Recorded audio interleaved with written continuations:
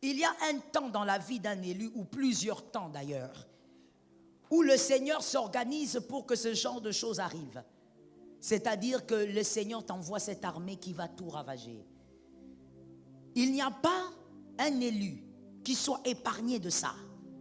Certains vont le vivre une fois, d'autres vont le vivre 3 fois.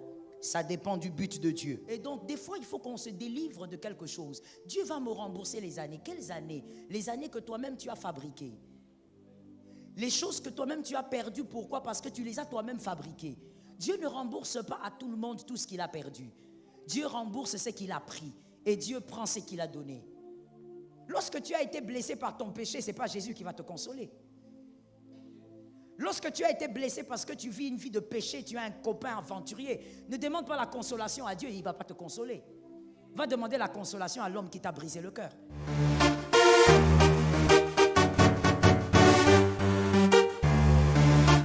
Shalom bien-aimé dans le Seigneur Jésus-Christ. Aujourd'hui, la servante de Dieu Joël Gloria Cabassel, pasteur principal de l'église Assemblée évangélique Nouvelle Alliance de Kinshasa, parle de Dieu qui n'est pas un homme, il te restitue tout pour sa gloire. L'Éternel restaure tout ce qui a été perdu en son nom. Dans la vie, il nous arrive de traverser des saisons de perte, la perte d'un être cher, de la santé, de relations, ou encore d'opportunités. Ces moments peuvent nous faire sentir désemparés et sans espoir. Mais la parole de Dieu nous rappelle que notre Dieu est un Dieu de restauration. Dans Joël 2 verset 25, l'Éternel promet, « Je vous remplacerai les années qu'ont dévoré la sauterelle, le grillon, le criquet et la chenille. » Cela signifie que Dieu ne se limite pas à compenser ce qui a été perdu, mais qu'il agit de manière surnaturelle pour redonner abondamment au-delà de nos attentes. Cette restauration peut être matérielle, émotionnelle, spirituelle ou relationnelle, selon les plans parfaits de Dieu. Jésus-Christ, par son œuvre à la croix, est l'expression ultime de cette restauration. En lui, ce qui était brisé est réparé, ce qui était perdu est retrouvé. Il a pris sur lui nos péchés pour nous donner une vie nouvelle, 2 Corinthiens 5 verset 17. Lorsque nous plaçons notre confiance en lui, il transforme nos pertes en témoignages de sa fidélité. Dieu agit également dans notre présent. Comme le dit Psaume 23 verset 3, « Il restaure mon âme ». Cela montre que la restauration commence souvent à l'intérieur, dans nos cœurs. Peu importe ce que nous avons perdu, Dieu a le pouvoir de le renouveler pour sa gloire. Cependant, cette promesse de restauration est liée à notre foi et à notre obéissance. Lorsque nous nous tournons vers lui avec confiance et soumission, il agit puissamment dans nos vies. Même ce qui semble irrémédiablement perdu peut être transformé en un témoignage de victoire. Ainsi, n'abandonne pas l'espoir, car l'Éternel est capable de restaurer tout ce qui a été perdu en son nom. Son temps est parfait, et sa fidélité demeure à jamais.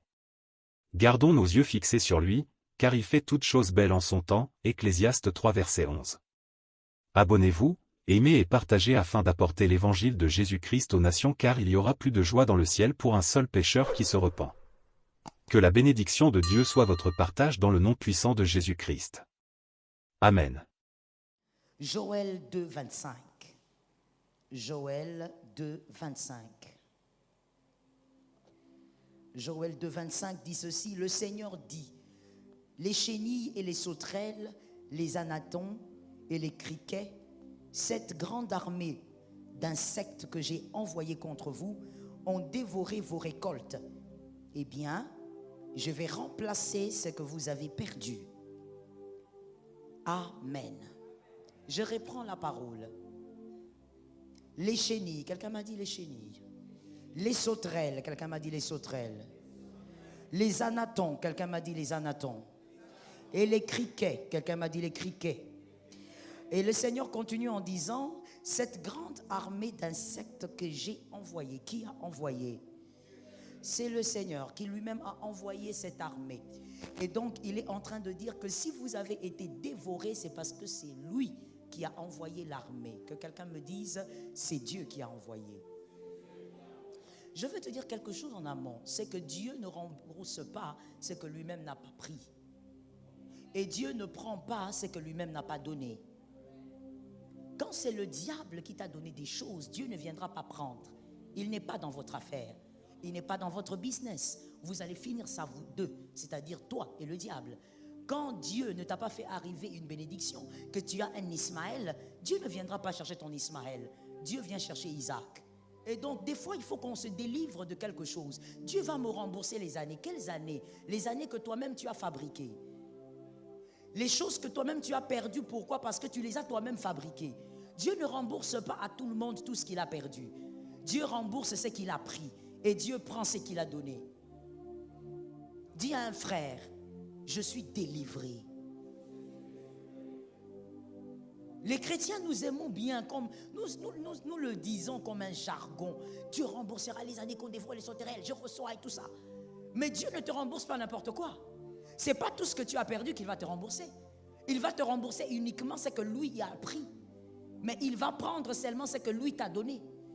La parole de Dieu dans Joël 2,25 dit qu'en réalité, cette armée qui a tout dévoré, c'est moi qui ai envoyé cette armée. Quand Dieu envoie son armée pour détruire, c'est lui-même qui va réparer. Et il y a un deuxième témoin qui dit, il est le Dieu qui blesse et qui pense. Lorsque tu as été blessé par ton péché, ce n'est pas Jésus qui va te consoler. Lorsque tu as été blessé parce que tu vis une vie de péché, tu as un copain aventurier, ne demande pas la consolation à Dieu, il ne va pas te consoler. Va demander la consolation à l'homme qui t'a brisé le cœur. Dieu ne va pas penser ton cœur lorsque tu es en train de subir des dégâts à cause de tes bêtises. Permettez-moi le terme.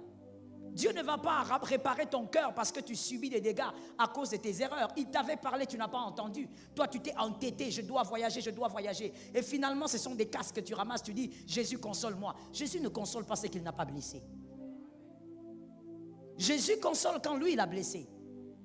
Voilà pourquoi vous verrez qu'il y a des gens dont les blessures de l'âme prennent beaucoup de temps pour guérir.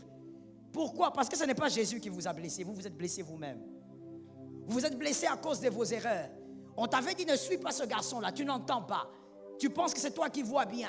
Ne suis pas cette fille-là. Cette fille ne t'aime pas. Elle aime ce que tu as. Mais non, toi tu n'entends pas. Et un jour tu viens ici, tu dis, Seigneur, console-moi. Tu as dit dans la lamentation. Non, il n'a rien dit dans la lamentation. Tu vas te lamenter encore. Tu vas chercher tous les versets bibliques qui pourront te consoler. Rien ne va te consoler. Jésus console ce que lui-même a blessé. Merci.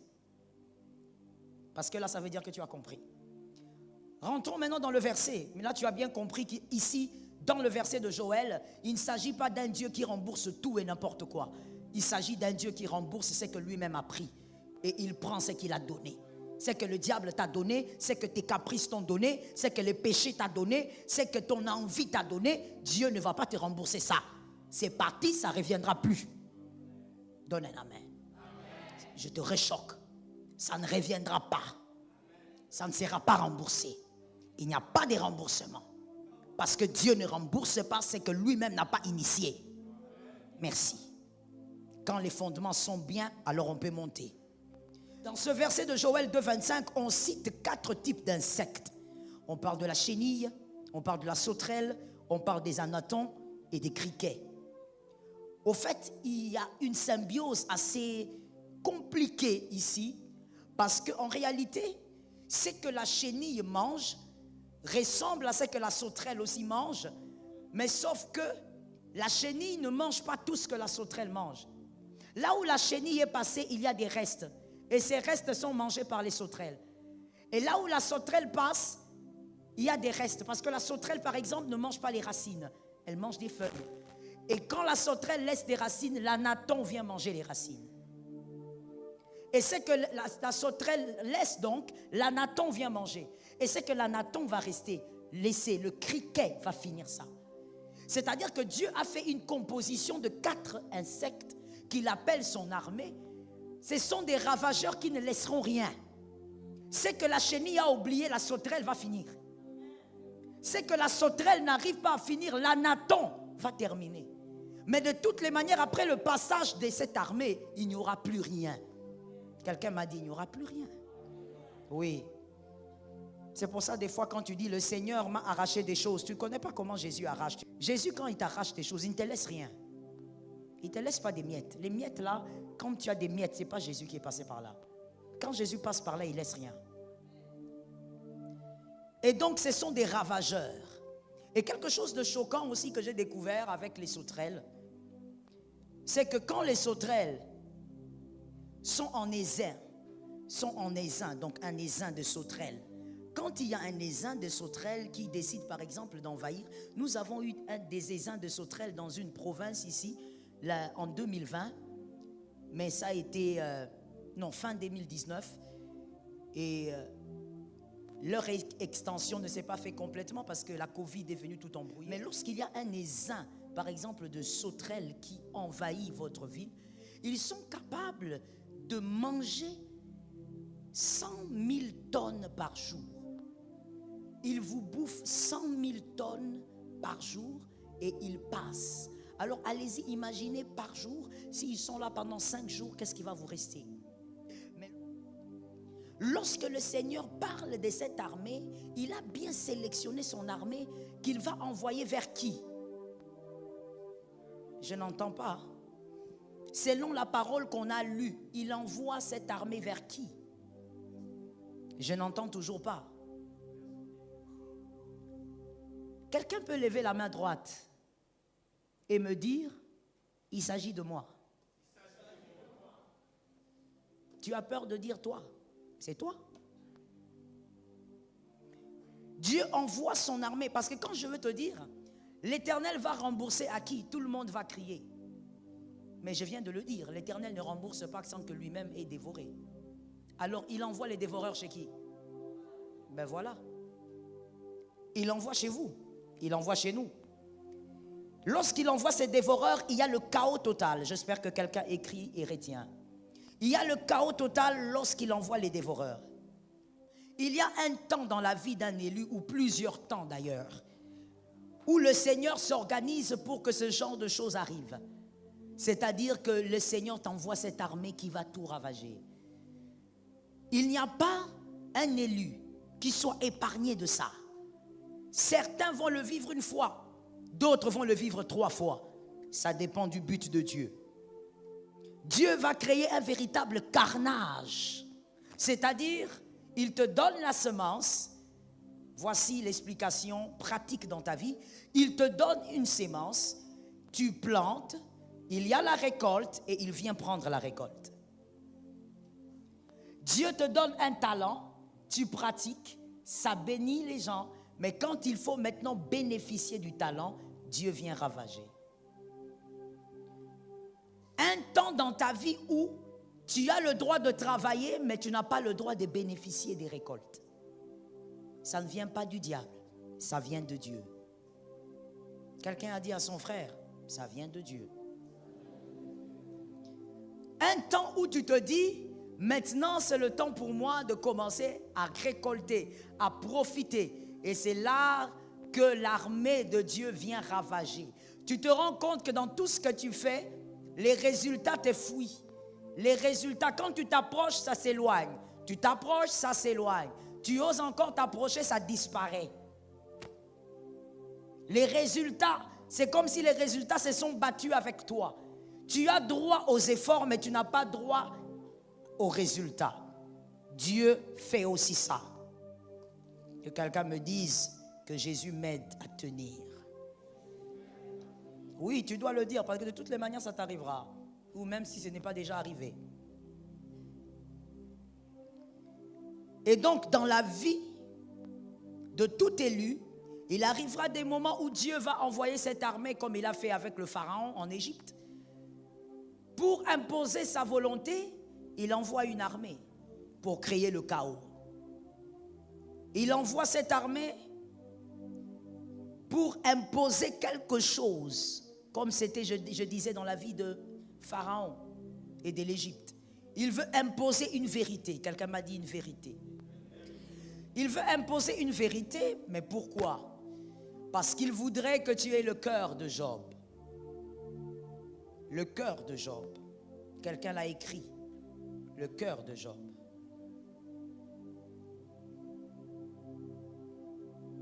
Si ton discernement est à 0, tu vas appeler la main de Dieu la main du diable. N'appelle jamais la main de Dieu la main du diable. Tu blasphèmes. Évite cela. Si tu as un discernement maigre, sans nutrition, tu vas dire, les démons sont derrière moi, alors que c'est Dieu qui est derrière toi. Voilà pourquoi je déclare au nom de Jésus qu'un esprit de discernement commence à grandir en toi. Et ce sont des choses pour lesquelles il faut prier. Au lieu de commencer seulement à prier, Seigneur, aide-moi, aide-moi, je vais grossir, je vais grossir. Mon frère, apprends aussi à prier en disant, Seigneur, donne-moi le don de discernement. Le don de discernement. Quand tu as le don de discernement, tu sauras exactement qu'est-ce qui t'arrive. Quand c'est Dieu, tu sauras que c'est Dieu et tu ne vas pas blasphémer. Malheur à celui qui combat Dieu. On ne combat pas Dieu. Parce que de toutes les manières, tu seras perdant. Le cœur de Job, c'est quel type de cœur au fait? Le cœur de Job est ce type de cœur qui s'attache à Dieu d'abord. Voilà pourquoi Dieu te laissera avoir Isaac. Mais lorsqu'Isaac va grandir, il va dire, mets Isaac sur l'autel. Avant même que tu ne bénéficies d'Isaac, il va te demander de lui mettre sur l'autel. Parce qu'il veut te donner le cœur de Job. Le cœur de Job, c'est le cœur que la plupart d'entre nous manquent en ce siècle présent. Peut-être que dans cette salle, il n'y a qu'une seule personne qui a le cœur de Job. Ça peut être peut-être ma soeur là, au fond, je ne sais pas. Peut-être que c'est mon frère qui est de l'autre côté. Mais il est très difficile d'avoir le cœur de Job. En ce siècle présent, il y a beaucoup de prières, beaucoup de parleurs en langue, mais très peu qui ont le cœur de Job. Dis à ton frère, quel cœur as-tu? Le cœur de Job. C'est le type de cœur qui se fait de plus en plus rare. Que ce soit dans les églises, que ce soit dans la vie. Très rare. Les chrétiens ont beaucoup de choses, cherchent beaucoup de choses, mais n'ont pas le cœur de Job. Avant de t'expliquer ce que c'est le cœur de Job, laisse-moi d'abord te dire que Dieu, pour plusieurs raisons, peut te faire vivre cette armée. Pour plusieurs raisons. Et certaines raisons, on ne pourra jamais les prêcher parce qu'on ne le connaîtra pas. C'est dans le cœur de Dieu. Mais la plus grande, c'est le cœur de Job. Aider un homme, une femme, d'avoir le cœur de Job. Tel que nous sommes là, la plupart d'entre nous, nous avons le cœur pour avoir une promotion. Qui a dit Amen? Oui, parce que quand tu dis Amen, ça veut dire que je suis d'accord. Et c'est vrai que tu dois être d'accord, parce que c'est vrai. La plupart d'entre nous, nous avons le cœur pour avoir des maris, des femmes. Qui a dit Amen? Tout le monde veut se marier, non? La plupart d'entre nous, nous voulons avoir des enfants. D'accord. Nous voulons avoir des belles maisons. Nous voulons aussi avoir de très belles voitures. Oui, oui. Nous voulons être très bien habillés. Mais très peu nous cherchons le cœur de Job. C'est quoi le cœur de Job? On va lire ce que c'est. Au lieu que je l'explique, on va d'abord lire. Jean 12, 25. Jean 12, 25. Pour vous qui écrivez, écrivez aussi Matthieu 10, 37. On va lire les deux versets. Commençons par Jean. Jean 12, 25. Celui qui aime sa vie la perdra. Mais si quelqu'un aime Dieu plus que sa vie, ça c'est ma version, hein? Moi j'ai parole de vie. Mais si quelqu'un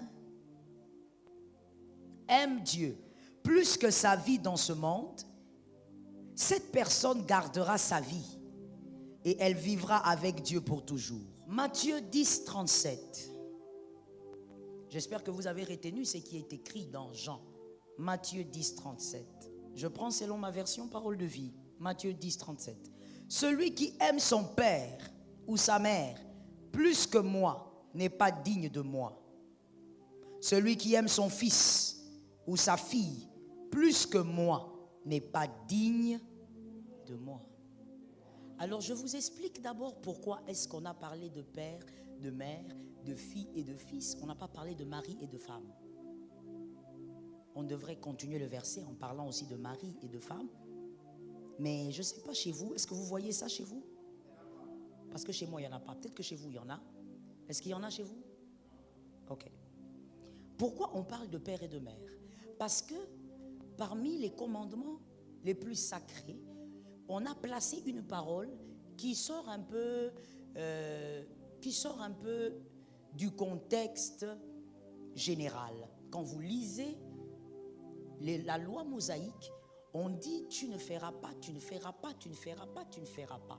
Mais arrivé au niveau des parents, on dit tu fais. Et c'est la seule loi où on parle d'honorer. On dit tu honoreras ton père et ta mère. Et c'est la seule loi qui vous permet de bénéficier d'une longévité. On dit tu ne tueras pas, mais on ne te dit pas que si tu ne tues pas, tu auras une longue vie. On te dit tu ne commettras pas d'adultère, mais on ne te dit pas que si tu ne commets pas d'adultère, tu auras une longue vie. Mais on dit que si tu honores ton père et ta mère, c'est la clé de la longévité. Et là maintenant Jésus choisit ce verset à dessein. Au fait, il choisit les éléments à dessein. Il dit, tu vois ton père et ta mère là, qui te donneront la longévité par l'honneur. Si tu les aimes plus que moi, tu n'es pas digne de moi. En d'autres termes, je ne te connais pas. Je ne t'approuve pas. Fais tout ce que tu veux. Donne des dîmes comme tu veux. Donne des maisons à Dieu. Mais Dieu ne t'approuve pas. Parce que tu honores ton père et ta mère plus que Dieu. Voilà pourquoi Jésus prend d'abord l'exemple du père et de la mère. Deuxièmement, il parle de qui? Fils et filles des enfants. C'est un enseignement, donc tu dois m'écouter très bien. Tu dois m'écouter très bien. Des filles et fils des enfants. Mais pourquoi on parle des enfants sans parler du mari et de la femme? Pourquoi on parle des parents, on saute, on parle des enfants? Et les maris alors? C'est par le mari qu'on a les enfants, c'est par la femme qu'on a les enfants. Mais on ne fait même pas mention d'eux. On fait mention des enfants. Pourquoi? Parce que les enfants émanent de vous. Les enfants, c'est vous-même. Votre mari, vous êtes une seule chair avec. Votre femme, vous êtes une seule chair avec. Mais il y a quelque chose qui peut vous séparer. C'est la mort. Lorsque vous mourrez, Dieu reconnaît que cette femme n'est plus liée. Cet homme n'est plus lié. Elle peut se remarier. Il peut se remarier. Même les démons reconnaissent aussi que les deux, il n'y a plus rien entre eux. C'est choquant. Il n'y a plus rien. Il y a des enfants, mais entre l'homme et entre Jacques et Jacqueline, Jacqueline qui est morte, il n'y a plus rien entre Jacques et Jacqueline. La mort les a séparés. Mais votre fils, même si vous mourrez, il reste votre fils. Même s'il meurt avant vous, au nom de Jésus que ça n'arrive pas, il reste votre fils. C'est votre sang, ça émane de vous. Voilà pourquoi on parle des enfants. Alors ce qui est encore plus choquant, et je vais aussi te réchoquer là-dessus, c'est que si on ne parle même pas de l'homme et de la femme, c'est que aimer l'homme ou la femme plus que Dieu est plus qu'une bassesse. Parce que même la Bible a refusé de citer cette partie-là. Parce que c'est une partie qu'il ne faut même pas présenter devant Dieu. La parole de Dieu a cité les éléments clés d'une vie. Je te réchoque. Quelqu'un peut dire, ça veut dire quoi? Ma femme n'est pas un élément clé de ma vie. Selon la parole de Dieu, non. C'est choquant, mais ce n'est pas moi qui ai écrit. Selon la parole de Dieu, ce sont tes parents et ce sont tes enfants. Cette femme, cet homme partira et le lien se rompra. Est-ce que quelqu'un m'entend? Et vous voyez même que quand même on parle des parents, c'est presque la même chose avec le fils et la fille. C'est-à-dire entre vous et vos parents, c'est un lien qui ne peut pas se rompre. C'est pratiquement le même triangle. Et donc, là le Seigneur veut dire, celui donc qui aime son mari plus que Dieu, on n'a même pas de mot pour te donner. Il faut te donner toi-même un nom. Celui qui aime sa femme plus que Dieu, il n'y a pas de nom à te donner. La Bible n'a même pas donné de nom. Toi-même mets un nom dessus. J'écoute des fois les hommes dire, maman c'est ma femme, elle doit être soumise à moi. Et donc quand je lui dis de ne pas aller à l'église, elle ne doit pas. La Bible dit, femmes soyez soumises à votre mari selon le Seigneur. C'est-à-dire que la femme chrétienne ne peut pas se soumettre à un homme plus qu'à Dieu. Vous voyez les amens où ils sont partis? Vous dites un amen de gré ou de force. Ah oui, quand c'est la vérité, on ne badine pas avec. Badinons avec le manger, badinons avec les habits, pas avec la vérité. Tu ne peux pas obéir à ton mari au-delà de Jésus. Tu ne peux pas obéir à ta femme au-delà de Jésus. Il y a quelqu'un qui a dit, ah, on obéit à sa femme. Mais oui, il y a des hommes qui obéissent à leur femme. Toi, tu crois qu'obéir, c'est quoi? C'est un mot français? Il faut trouver la définition, elle n'est pas compliquée. Tu ne peux pas honorer les choses terrestres plus que Jésus. Ce n'est pas moi qui le dis, c'est lui-même. Et donc la parole est claire. C'est ça le cœur de Job. Le cœur de Job, c'est un cœur qui est attaché à Dieu plus qu'aux hommes. Attaché à Dieu plus qu'à tout ce qui est matériel. Aujourd'hui, nous avons des cœurs partagés. Nous avons des cœurs attachés à Dieu un peu et grandement attachés aux hommes. Grandement attachés au matériel. Où sont les Shadrach, les Meshach, Abednego, qui pouvaient dire, nous n'allons pas nous incliner devant ça. Et nous n'avons pas un problème, au fait, à nous incliner. Mais notre problème, c'est que nous ne sommes pas idolâtres. Et toi donc, monsieur, nous n'allons pas nous incliner devant toi, parce que tu n'es qu'un homme. Nous nous inclinons devant Dieu. Où sont ces gens-là? Dans les églises, que Dieu ait pitié de nous, les pasteurs. Nous prêchons tout, et des fois, sauf la vérité. Reçois ceci, reçois cela. Mais ton cœur, finalement, il est où? Ton cœur est attaché à quoi? Vous verrez quelqu'un, le Seigneur lui dire, entre en retraite pendant 2 jours. Quand il entre en retraite, là, son patron l'appelle, il sort de la retraite parce que le patron l'a appelé. Je te choque, hein? Mais en réalité, entre ton patron et Dieu, les choix est clair. Donne un amen de quelqu'un qui comprend. Non, donne un amen de quelqu'un qui sera délivré. Parce qu'on fait délivrer, il faut que tu sois délivré par la parole. Tu n'es pas délivré. Entre Dieu et ton patron, le choix est clair. À vous deux, Dieu vous a donné la vie. Et c'est Dieu qui décide sur ton travail. Mais vous savez, les chrétiens, on est tellement dans la bassesse qu'on ne réalise pas qu'en réalité, c'est Dieu qui tient même ton travail. Quand tu vas voir un homme païen qui entre chez le marabout et tu lui dis, attention, ton marabout a dit, aujourd'hui la nuit, dors debout là-bas. Il va dormir debout parce que dans sa tête, il s'est dit, son travail est tenu par le marabout. Mais toi, chrétien, tu aimes tellement la légèreté dans les choses de Dieu que voilà pourquoi tu n'arrives pas à réaliser que tout ce que tu es est tenu par Dieu. Donne un amen. Tu vas beaucoup souffrir, mais c'est comme ça. Il faut que la vérité reste. Le cœur de Dieu cherche le cœur de Job.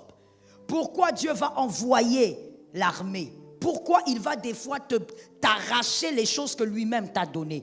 Parce qu'il doit t'apprendre à te détacher des choses du monde. Que tu sois attaché à lui d'abord.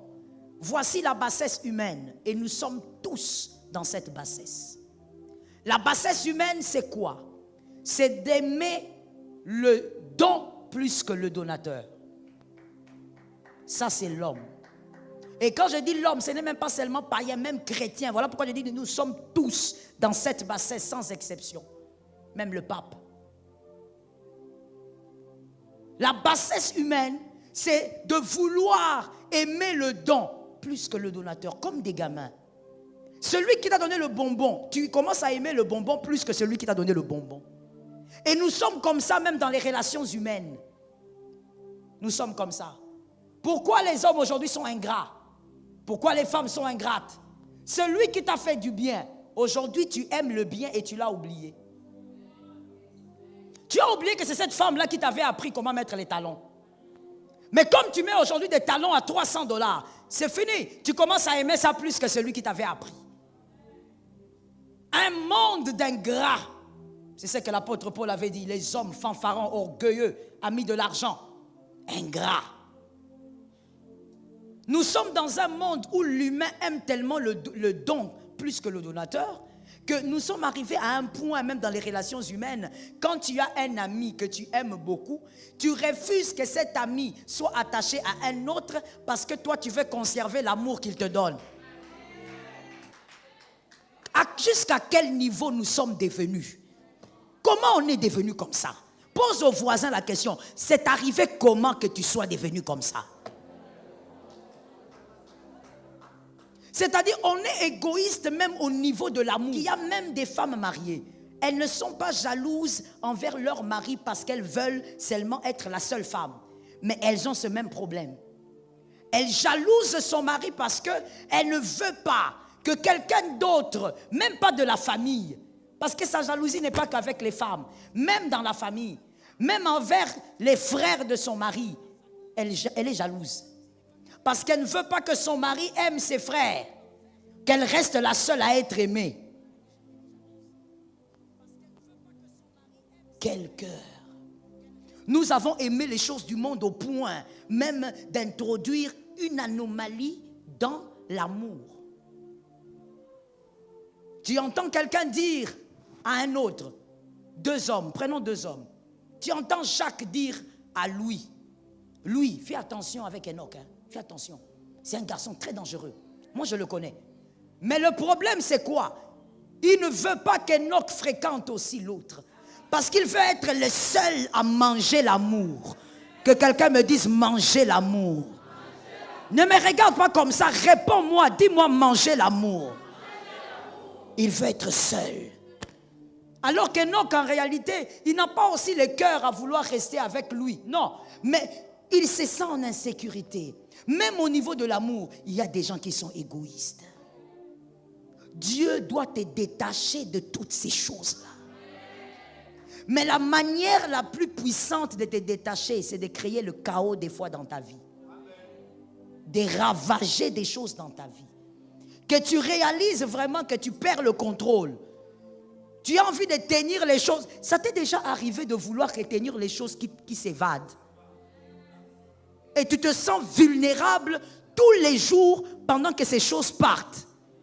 Si ça t'est jamais arrivé, ça t'arrivera. Si tu es un élu, ça t'arrivera. Mon frère, c'est là que tu vas réaliser que l'être humain n'est rien. Le lundi, là, tu es en train d'essayer de retenir les choses, les circonstances. Mais tu sens que avant le lundi soir, tu perds la moitié. Mardi, ça pourrit. Tu te poses la question, mais qu'est-ce que je dois faire? J'ai prié, je me suis fatigué. Et même quand tu pries, je ne sais pas pour toi, mais pour moi, quand j'ai prié, Dieu me disait, tais-toi. En d'autres termes, je n'écouterai pas ce que tu as à dire. Pourquoi? Parce que je n'avais pas compris à l'époque. C'est lui qui envoie l'armée.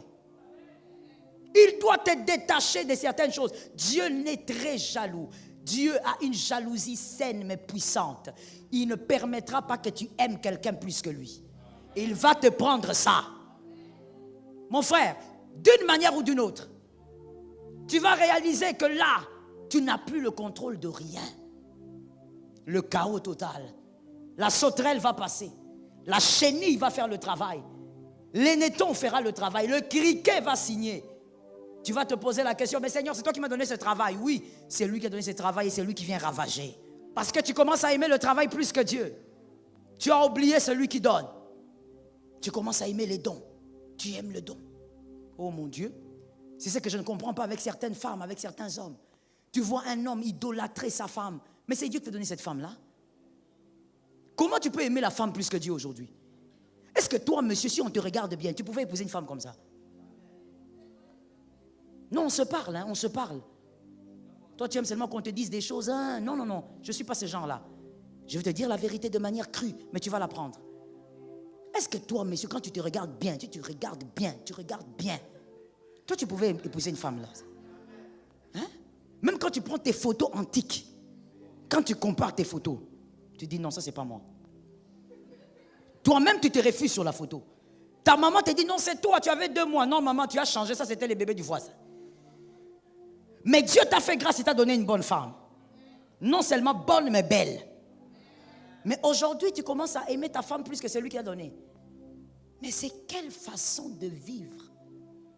C'est quel mental? Tu as oublié le Dieu qui t'a donné. Il y a quelque chose de choquant aussi qui me choque sous le soleil.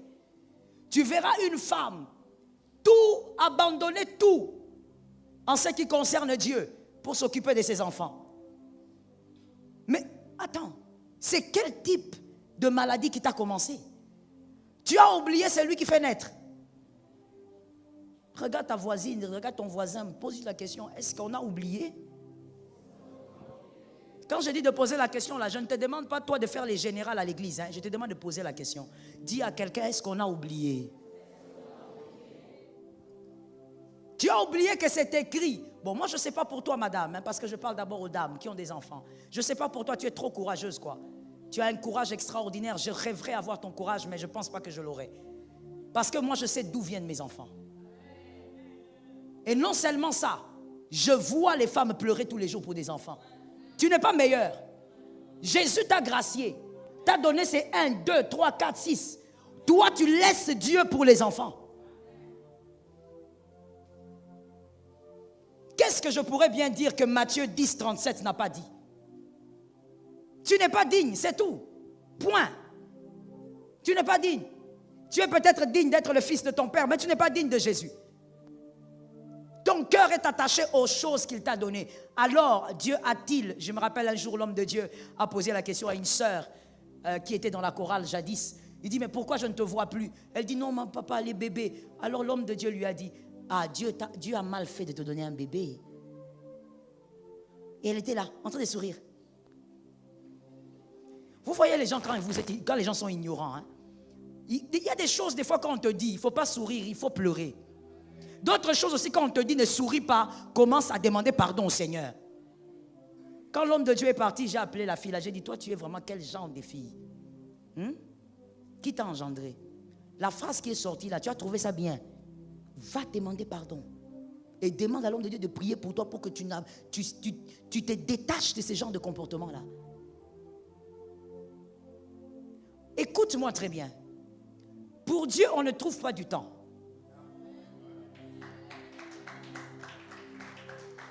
On trouve du temps pour ton travail là bizarre. Tu trouves du temps. On trouve du temps pour ta famille. Tu trouves du temps. On trouve du temps pour tes frères, sœurs. Tu trouves du temps. Mais pour Dieu, tout le temps lui appartient. Est-ce que quelqu'un m'entend? Il ne faut pas faire une mauvaise salade des versets bibliques.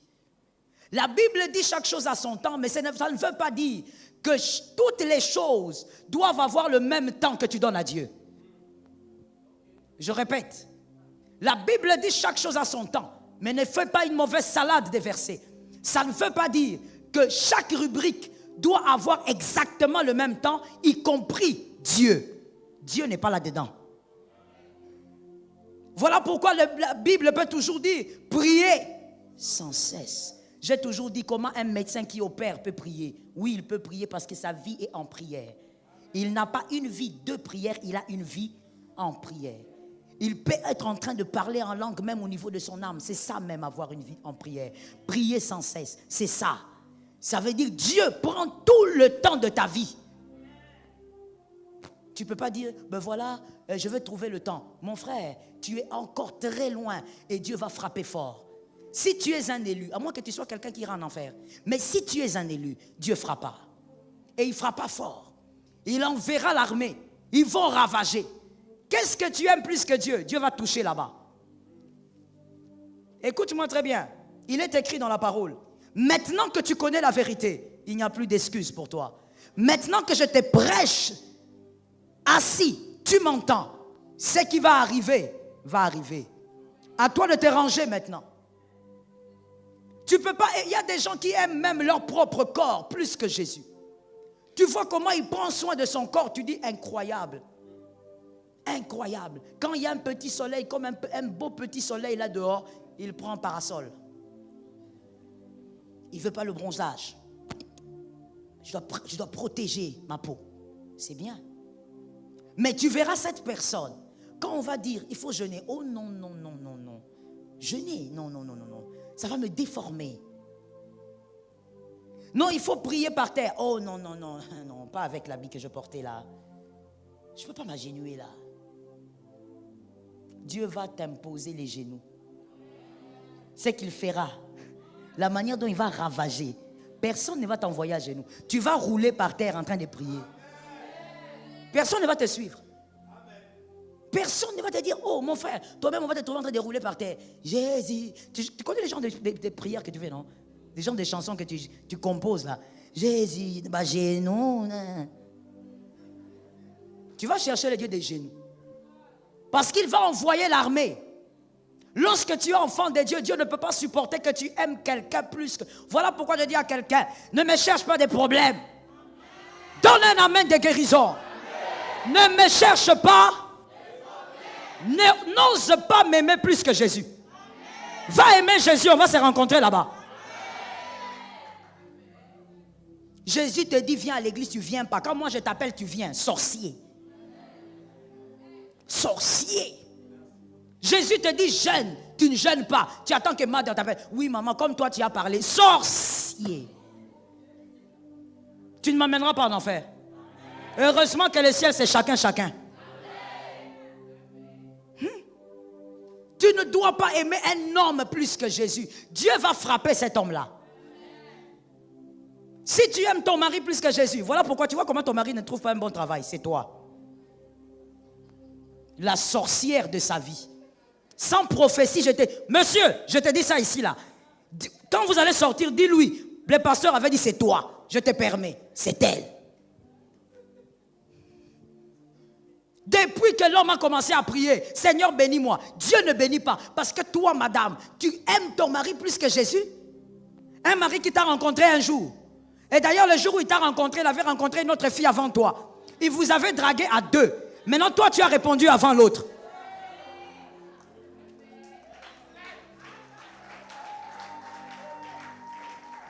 Tu ne savais pas, hein? Je t'informe. Il avait d'abord dragué quelqu'un. Et des fois, même quand il est seul dans la chambre, il dit, ah, Judith, pourquoi il n'avait pas répondu avant? Mais c'est à cause de cet homme-là que toi, tu méprises Jésus.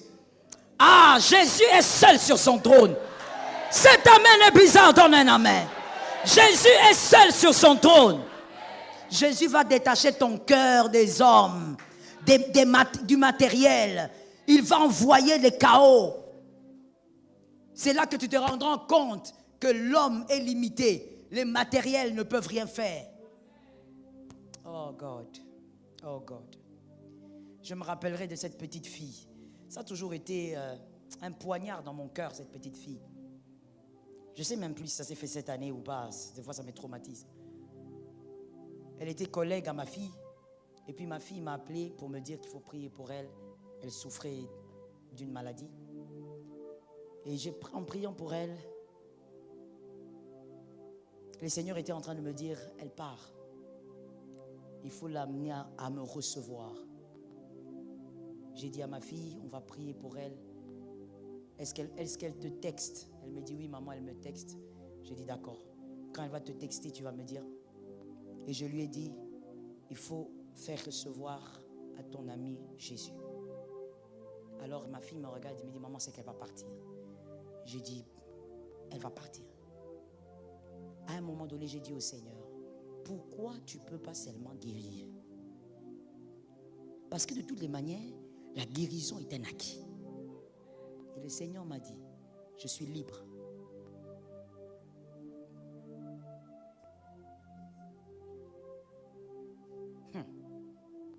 Et j'avais ma fille qui comptait sur moi. Je vais utiliser les termes. Qui comptait sur moi, qui était sûre que si maman prie, ça va aller. Et j'avais la petite fille de l'autre côté qui comptait aussi sur moi. Et j'avais un Dieu aussi qui me disait, on ne peut pas compter sur toi. Et c'est Dieu m'a obligé de dire donc aux enfants que ça ne va pas se passer. Et quand j'ai dit ça à ma fille, elle m'a dit, maman, pourquoi? Je lui ai dit, parce que Dieu a décidé. C'est Dieu qui décide. Ma fille a fait recevoir sa copine, le Seigneur. Et elle était très triste. Le jour où ça s'est passé, elle était très triste toute la journée. Je lui ai posé la question, elle est partie? Elle m'a dit, oui, elle est partie. Il est libre. Et il va t'apprendre à te détacher des choses qui pourraient te faire croire que tu es quelqu'un. Qui pourraient te faire croire que toi aussi, tu peux évoluer seul parce que tu en as les capacités. Mon frère, tu n'as pas des capacités.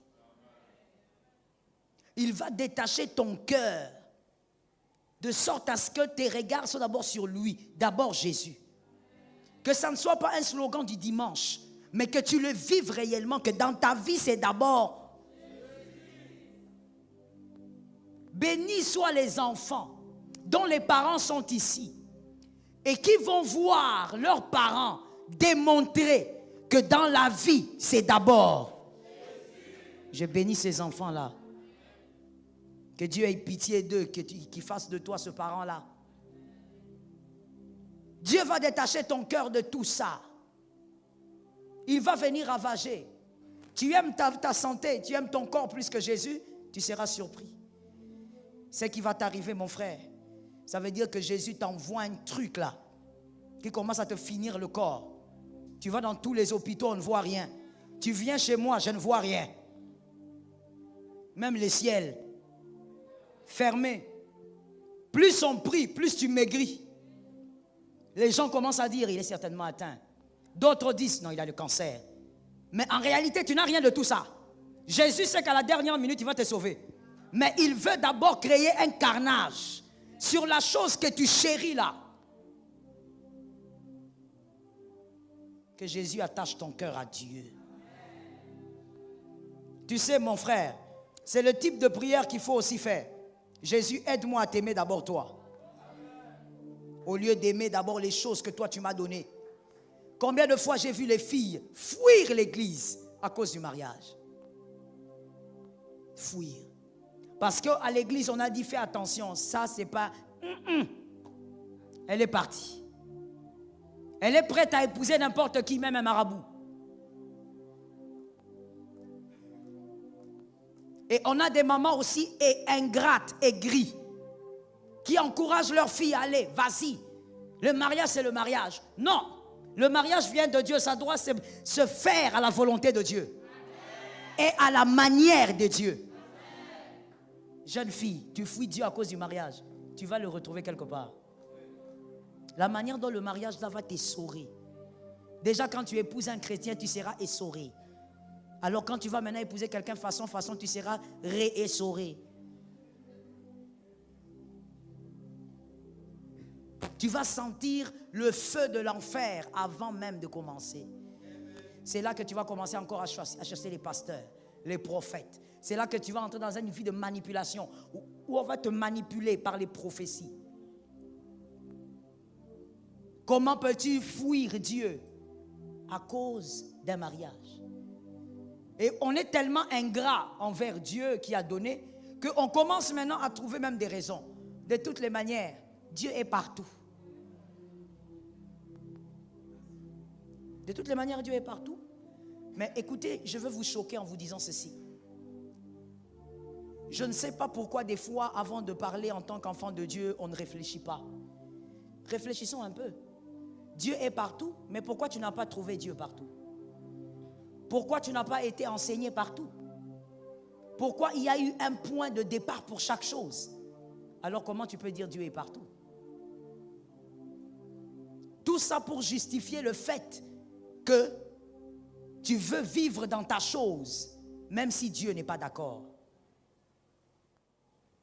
Et tu vas commencer à chercher les gens qui seront d'accord avec toi. Même si 2000 personnes sont d'accord avec toi, si Dieu n'est pas d'accord, ça ne change rien.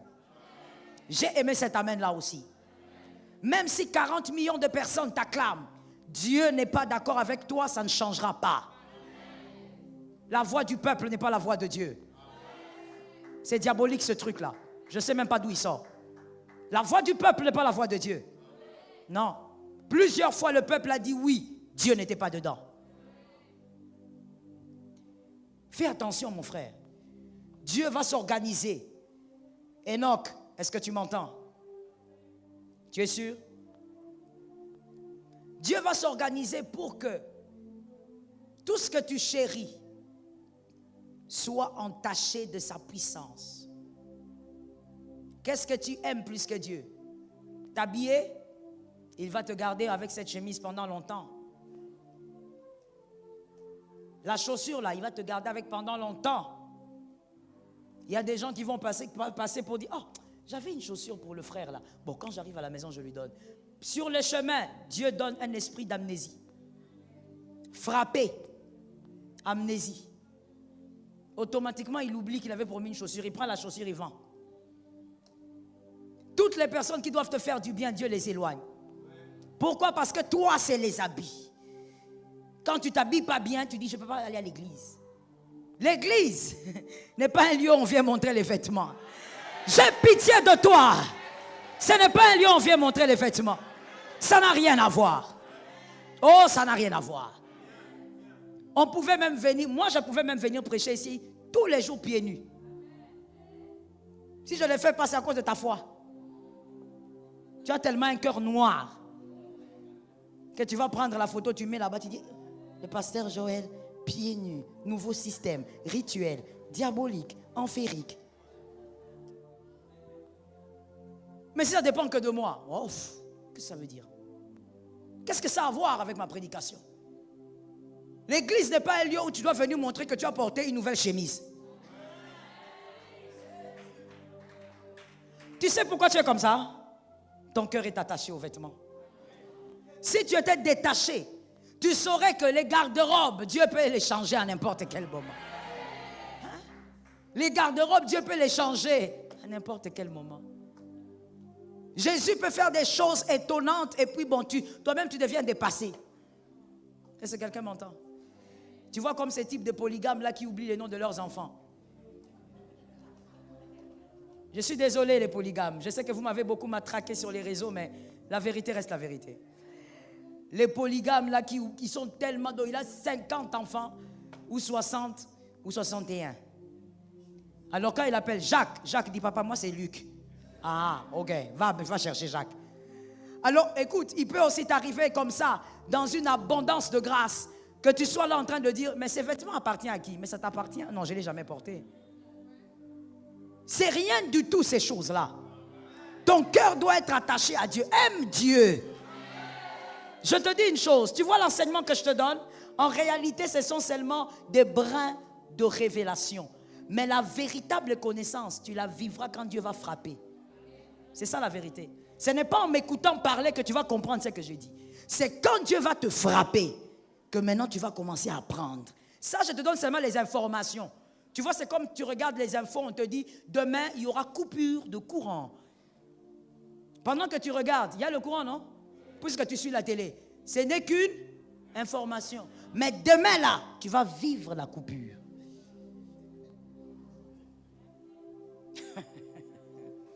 Ce que je te donne, ce sont des informations. Mais quand Dieu va envoyer l'armée, quand Dieu va commencer à te sécher, tu regardes, tu dis, ça c'est les déserts. Ce n'est pas les déserts. L'armée, c'est pour t'arracher ce que tu aimes plus que Dieu. Pour t'apprendre qu'il faut rentrer vers Dieu. Celui qui a donné doit être honoré plus que le don. Je dis amen aussi. Celui qui a fait du bien doit être honoré plus que le don. Voilà pourquoi vous verrez qu'à l'assemblée de ma campagne, nous ne blaguons pas avec les actions de grâce. Nous les donnons avant les offrandes. Il ne faut pas croire que c'est une liturgie seulement organisée, humaine. Non. Chaque chose a son pesant d'or dans l'église. On commence avec même avant les dîmes. Parce que dire merci à Jésus, c'est plus que lui donner la part qui lui revient. Savoir dire que Jésus, merci. Tout a commencé avec toi. Mon frère, mon fils Léonel, moi je ne peux pas laisser l'œuvre de Dieu ou même une ordre divine pour m'occuper de mes enfants. Pourquoi? Parce que je sais d'où ils viennent. Plusieurs fois, moi, j'ai failli sortir de la maternité sans enfant. Les nouvelles sont venues de partout, comme on dit. Les téléphones ont sonné de partout. Que tu sors, l'enfant ne sort pas. Mais Dieu est entré dans la chambre. Toi, tu ne peux pas me dire, voilà, je n'ai pas le temps, je vais... Ça, c'est toi, chacun a son histoire. Moi, je ne peux pas. Je sais combien ces enfants sont wanted dans le monde des ténèbres. Je ne peux pas. Une seconde seulement. Peut-être qu'on va faire quelque chose là-bas. Je n'ai pas le temps de fermer un œil. Est-ce que quelqu'un m'entend?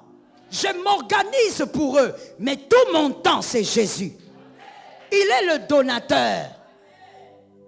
Est-ce que quelqu'un m'entend bien? Oh non, maman, c'était l'heure de prière, mais j'ai massé un peu le mollet de mon mari. Masse. Masse encore. Ne viens pas dans mon bureau. Je te chasserai. Masse. L'heure de ta prière, hein, c'est ta prière individuelle. Tu as fait une alliance avec Jésus. Jésus t'a dit, toi, toute ta vie, à partir de 13h, retire-toi, prie. Toi, à 13h là, tu commences à masser. Oui, chérie, dis-moi que tu m'aimes. Dis-le, dis-le. Ce qui va t'arriver, ça veut dire toi-même, tu vas te poser la question. Je suis la première femme sur terre ou quoi? Les mêmes mollets que tu massais sont les mêmes mollets qui iront. On va masser et remasser. Fais attention avec le cœur que tu dois donner à Dieu. The time of God, keep it for God. Le temps de Dieu, laisse ça à Dieu. Trouve le temps pour ton business. Trouve le temps pour ton travail. Trouve le temps pour ta famille. Le temps de Dieu doit rester large. Voilà pourquoi l'apôtre Paul a dit quelque part. Mariez vos filles. Mais moi, je vous conseille de ne pas. Les gens aiment tous les versets de l'apôtre, mais sauf celui-là, je ne sais même pas pourquoi on ne le prêche pas. Mais c'est l'apôtre Paul aussi qui a dit que la fille reste vierge, qu'elle ne se marie pas. C'est ça la bonne volonté de Dieu. Tu me regardes comme ça comment? C'est ce qui est écrit. Tu ne lis pas cette partie-là. Donc si l'apôtre Paul venait aujourd'hui dans nos églises d'aujourd'hui, il sera choqué de voir comment les filles, mariage, eya, nakangi. Tu attires les mariages en ordre et en désordre dans tous les sens. L'apôtre Paul sera choqué. Il va dire, mais c'est quoi cette histoire? Moi, j'avais déjà écrit parce que j'ai réfléchi que...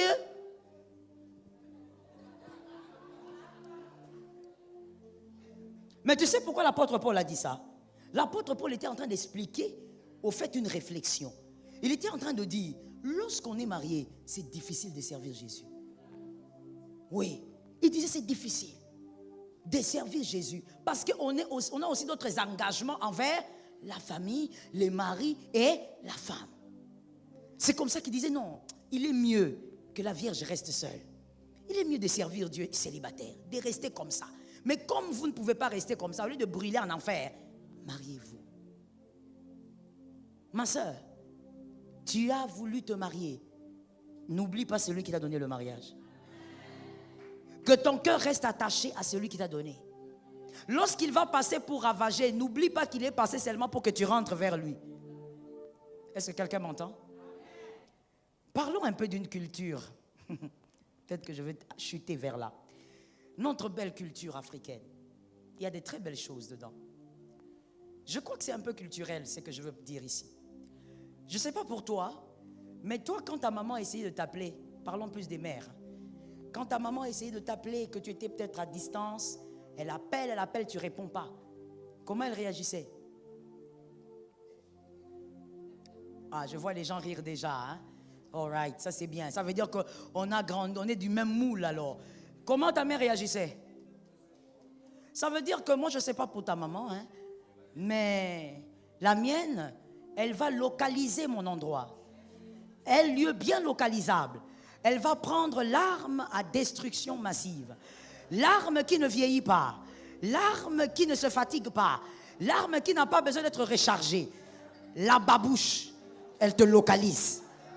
Lance. J'ai l'habitude de faire rire mes enfants. J'ai dit, il n'y a pas eu de meilleur sniper que ma maman. Sniper de tous les siècles. Ça veut dire que même si tu es dans un angle courbé, elle ne te rate pas. Elle va prendre la babouche et ça va faire ça. Ça te localise. Ça veut dire que dès que tu auras quelque chose ici, ça, tu sautes. Je tapais et puis elle n'était pas du genre à crier. Donc elle va, après avoir tapé là, elle parle calmement, dit, je t'appelle, pourquoi tu n'entends pas? Alors tu es là en train de dire, ah, j'étais loin, c'est pourquoi je t'ai lancé la babouche. Donc tu entends un peu la logique. La logique c'est quoi? Si j'appelle, tu n'entends pas, je vais aller fort. Jésus te parle par la prédication. Tu n'entends pas. D'ici décembre, il va aller fort. Il t'a parlé calmement. Il t'a expliqué calmement. Même si c'est avec des mots crus, mais c'est calmement. Il t'a expliqué calmement que tu ne dois pas être attaché à autre chose, plus qu'à lui. Tu vas faire les têtus. Après ces cultes, tu vas encore commettre des erreurs. Il va te demander des choses. Tu vas refuser. Tu vas prioriser les hommes. Tu vas prioriser le matériel. Tu vois, il va lancer la babouche. Que Jésus te soutienne. Et que Jésus bénisse sa parole.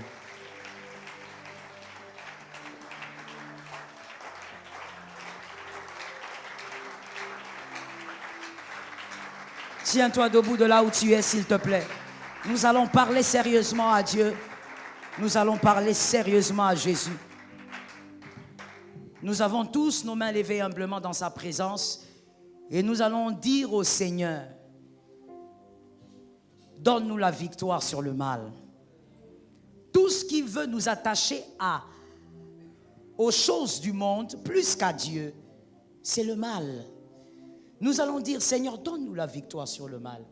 Il y a peut-être des choses que toi tu aimes plus que Dieu que je n'ai pas citées. Mais tu sais, le Saint-Esprit aussi te parle. Nous allons demander au Seigneur de nous délivrer du mal. Est-ce qu'on peut le déclarer 3 fois tous ensemble? Seigneur, délivre-nous du mal. On y va. 1, 2, 3. Par ta grâce. Par ta grâce. Parle au Saint-Esprit. Que Jésus nous délivre du mal. Oh, que je t'entende prier. Élève au Seigneur de prière. Demande au Seigneur de te donner la victoire sur le mal. Jésus de Nazareth, délivre-nous du mal. Délivre-nous du mal, Adonai. Délivre-nous du mal, le Dieu vivant. Délivre-nous du mal, le Dieu capable. Viens nous accorder la victoire sur toutes ces choses qui nous réclament, sur toutes ces choses qui nous cherchent, sur toutes ces choses qui veulent nous éloigner de toi. Donne-nous la victoire. Razaba Rezeba, Razababosa. Donne-nous la victoire. Seigneur, délivre-nous de toutes ces personnes qui veulent nous garder loin de toi. Délivre-nous du mal. Sharazema Rezabozai. Délivre-nous du mal qui crie sur nous. Délivre-nous du mal qui cherche à nous faire chuter. Le Dieu d'Israël, je t'appelle. Jéhovah, Rezama, Rezebo. Jéhovah, Sherezama Bosa. Jéhovah, viens nous délivrer du mal. Sors-nous, Seigneur, de ce lieu ténébreux qui nous retient. Sherazema Razababa. Délivre-nous du mal, la grâce de ma vie. Délivre-nous du mal, la force de ma vie. Délivre-nous du mal, toi qui es capable. Aide-nous, Seigneur, à rester avec toi. Sherazama Razeba. Sherazema Rosamama Bose. Rosakayama. Merci Jésus. Shalom bien-aimés dans le Seigneur Jésus-Christ. J'espère que vous avez aimé cette vidéo. Abonnez-vous et partagez pour porter l'évangile de Jésus-Christ aux nations, car il y aura plus de joie dans le ciel pour un seul pécheur qui se repent. Merci de faire partie de notre famille Wonderful Jésus-Christ.